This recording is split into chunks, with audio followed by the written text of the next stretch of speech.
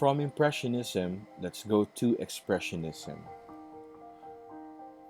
We all know that Napoleon III established the Académie des Beaux-Arts, wherein the students can refine their artistic abilities. Every year, this academy organizes an exhibit wherein the students uh, present their work to different art critics, and this is called the Salon de Paris. Now, there are people who failed to make the cut, and in 1867, they have decided to put up their own gallery called the Salon des Refusés.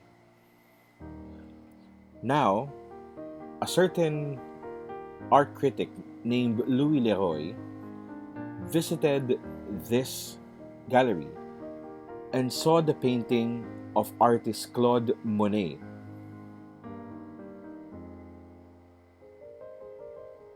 Artist Claude Monet, rebuked by the academic salons, nevertheless found a place to exhibit his painting, Impression Sun Rising.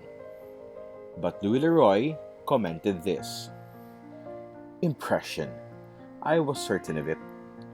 I was just telling myself that since I was impressed, there had to be some impression in it. And what freedom, what ease of workmanship. A preliminary drawing for a wallpaper pattern is more finished than this seascape." But then again, before long, Impressionism had become a term of derision to describe the hazy, luminous paintings of Monet and his followers, a distinctly Parisian style.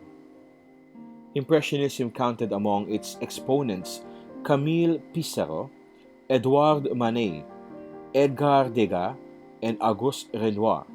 These artists strove to retain on canvas the freshness of their impressions.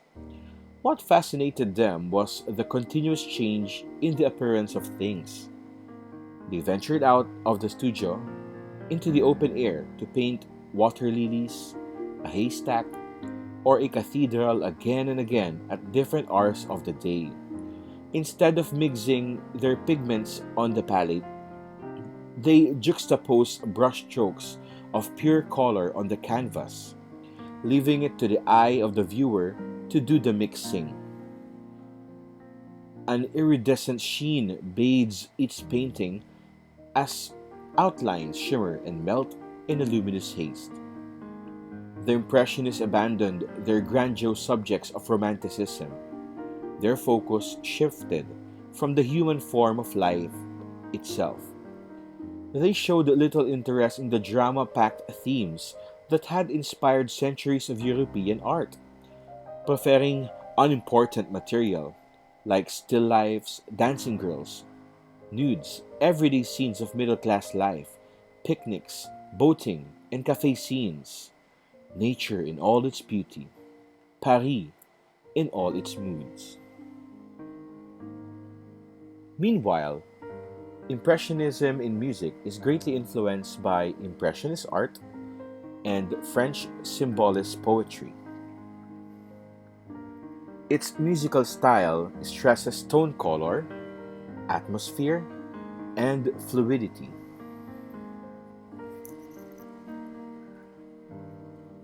Impressionism in music is characterized by exotic scales like chromatic or whole tone, unresolved dissonances, parallel chords, rich orchestral color, and free rhythm, all generally cast in a small-scale programmatic forms.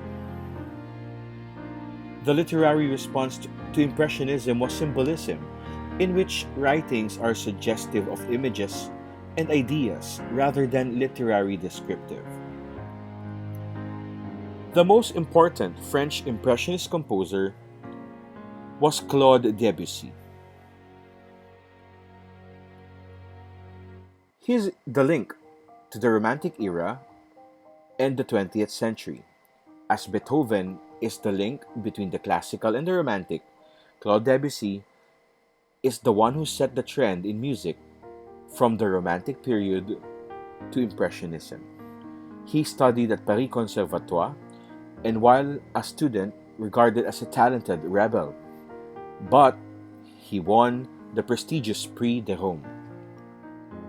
Even though he belonged to the Impressionism era, Claude Debussy does not want to be referred to as an Impressionist.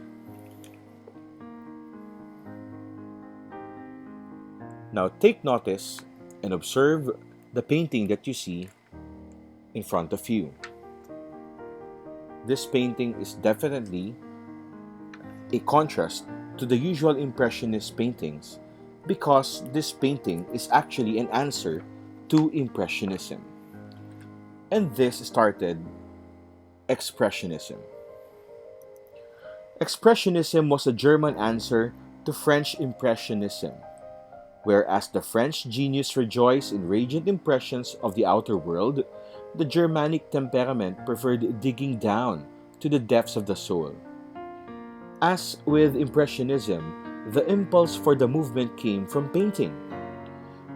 Wassily Kandinsky, Paul Klee, Oskar Kokoschka, and Edvard Munch, famous for the Scream, influenced the composer Arnold Schoenberg and his followers, even as Impressionist painters influenced Debussy.